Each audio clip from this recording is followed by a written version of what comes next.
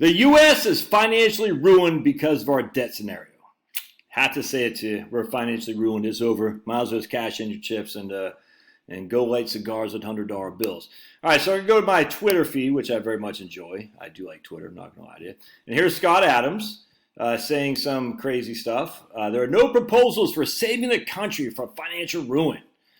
The reason there are no specific proposals is because saving America from certain financial ruin is not doable with any realistic assumptions about spending, GDP, or inflation. We're in Thelma and Louise territory, says Scott Adams. And Thomas Massey says we must cut in spending. And I all of a sudden I get that. I don't have any issue with that. And then Mike Cernovich, who I follow him. He's got 4 kids and he's crushing. He loves California, but he's crushing. Actually, Maddie, this guy, Mike Cernovich, hold on a second. Cernovich is from California. I was just talking to Maddie because she's getting ready to go back to California tomorrow. I got to take her down to the Atlanta airport. And we're going to miss my daughter. She's been here for 2 weeks. It's been fun. And it sucks when your kids get old, man. That's all there is to it. Yeah, probably made me start crying. All right. But Cernovich also, who has 4 kids himself, he also says, the game is hoping that there's another lottery ticket, like the .com. Maybe AI this time, but that's all that's going on. Living on a prayer. I find this stuff so stupid.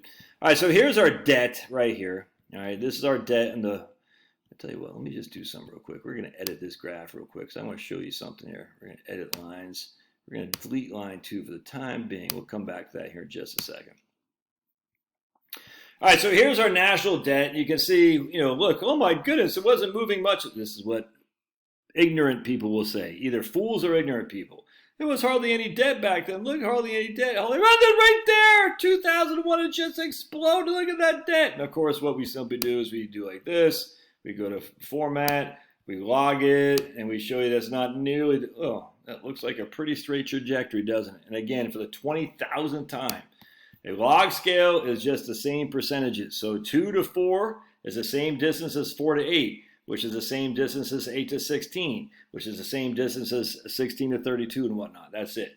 So it's the same percentages. It's not the dollar amount is not what matters. It's the percentages amount that matters.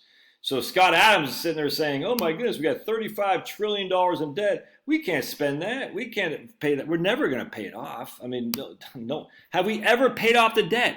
What is a deficit? What is a deficit? It's the addition to the debt we've already accumulated. If you have $100 of income and you're spending $120, you have a $20 deficit.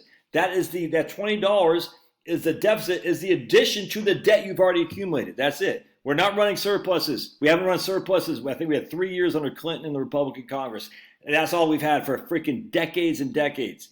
And yet people scream bloody murder. Look, that's not that big of an increase in debt, man. It's not. And when you look at it on a log scale. Again, if you look at it on a non-log scale, and I don't even know what a non-log scale would be called, that looks like a huge jump, doesn't it? Yes, it does. So now let's do this. Let's add disposal. It's freaking a stupid thing. Get out of here. We're going to add a line. We're going to call disposable income. Disposable income. Household. Maybe I got to do household. Real disposable. Right there. All right. And watch this. We're going to add that data series. Watch this. Oops. The disposal, what is this? Household debt service payments as a percentage of disposable personal income. All right. Household debt percentage payments as a percentage of disposable personal income. Disposable personal income is your income after taxes. Income after taxes. Not gross income, it's net income after taxes. And you're going to see here. The debt, look, 1980. Oh, wait, the disposable income right here. That percentage of our debt service payments to disposable income was 10% back in 1980 when we had so much less debt. And look, how much debt do we have back then? Let's see. There we go. Can I not make the thing go blue? Oh boy. Yeah. Anyway, you can see right there. We had, right there, yeah. So in 82, I guess, we had $1.1 trillion in debt. And our household percentage of debt payments to disposable income was at almost 11%. Where is it today? It's at less than 10%. Less than 10%. The percentage of debt payments for your disposable income has gone down dramatically, especially from right here in 2007. And yet the debt itself has gone up. The federal debt has gone up significantly. When I say significant, it's gone up. I'm not going to pretend it hasn't gone up. It has.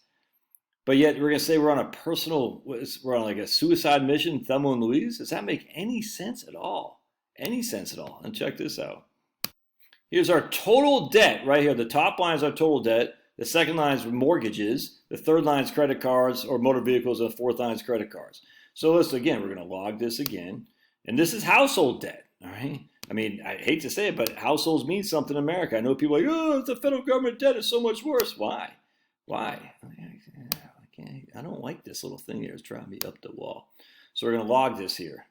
Oh, that doesn't look like that bad, does it? It doesn't look like the debt's really taken off. In fact, from there to there, the debt has pretty much been not that much of a difference, has it? When you factor in, when you do a log in terms of the percentages from the previous year. We're not really adding that much debt, frankly, as a household level. Let's not log it again so you can see. And you're going to see, you say, the debt's gone from right there, 14 to 20, what's that, billions of dollars. So that's 14 is going to be in trillions of dollars. All right, so we have $20 trillion of household debt, $35 trillion of government debt. And then we're going to add a line, though. Watch this. You ready? Check this out. All right, so here's our household assets. This is not even assets, just equity. Our equity, essentially our net worth. $32 trillion of net worth in our households. That's not even including our 401ks, our IRAs, and whatnot. $32 trillion in equity and net worth for just houses. That's after the debt has been factored in. Now, if we want to look at total net worth, we're going to go to consumer finances, and we're going to show you total net worth, all right? And we're going to display all families right here. It's only average the median. It does only average the median. The median net worth is $192,000. Net worth is negative of debt, negative debt. $192,000 total net worth. And if we go to age of reference person, we'll just say anyone over the age of 35, just for simplicity, because 35 is when you're just starting out. You don't have any net worth.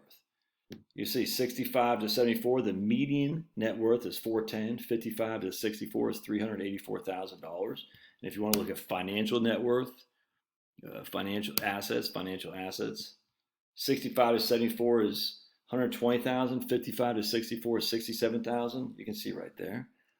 That's the median financial assets. We have significant net worth in the United States, significant. I mean, so what would happen to make America go bankrupt? No one's going to buy our debt. Who buys our debt? We buy our own debt. I don't understand why people don't get this. We buy our own debt. It's the weirdest thing. The commies don't buy it. I mean, a little bit, not much. We buy our own debt. Well, you can print forever? I don't know if we could print forever. I don't know. But to sit there and say we're on the Thelma and Louise suicide missions is freaking nuts to me. I don't understand it. It's like stupid. Why would you think like that? Well, it's just the obvious. It's just not true. I mean, yeah, we got some major issues. We got freaking fix the infrastructure. All these guys talk about fixing the infrastructure, not doing crap. But apparently Cernovich is actually saying that in California they're building roads like crazy, rebuilding roads. So something's going on there. Maybe Sniffy Joe, I don't know. And the debt scenario isn't anything significant relative to what it's always been. It's just not. That's the weirdest thing. I don't get why. Let's just edit these things. Hold on a second. We have more net worth than we've ever had as a country, as a citizens. That's all that matters as citizens. We have lower debt percentage of disposable income to our debt that we have, our amount of money we pay on debt than we've ever had. Just the weirdest thing, man. I just don't get it. I'm sitting there thinking, why would you be so negative? Because the federal government's debt's $35 trillion. Even that is not that big compared to what's. I mean, yeah, that looks bad in this chart, but if you look at it like this, you're like, if you just format it right, you're like, does that look like it's that bad? It's on a trajectory. It's back on 1966. It's on a basically straight line trajectory. When Reagan took office, the federal debt went through the roof. Did anyone sit? And people were the Democrats in the video I just did earlier, screaming bloody murder. Oh my goodness! The book I talk about, Relax or Retire. I talk about there's going to be massive inflation, blah blah blah. It's just nothing like that happened. But they were saying the same thing as Scott Adams is now. It's the weirdest thing, man.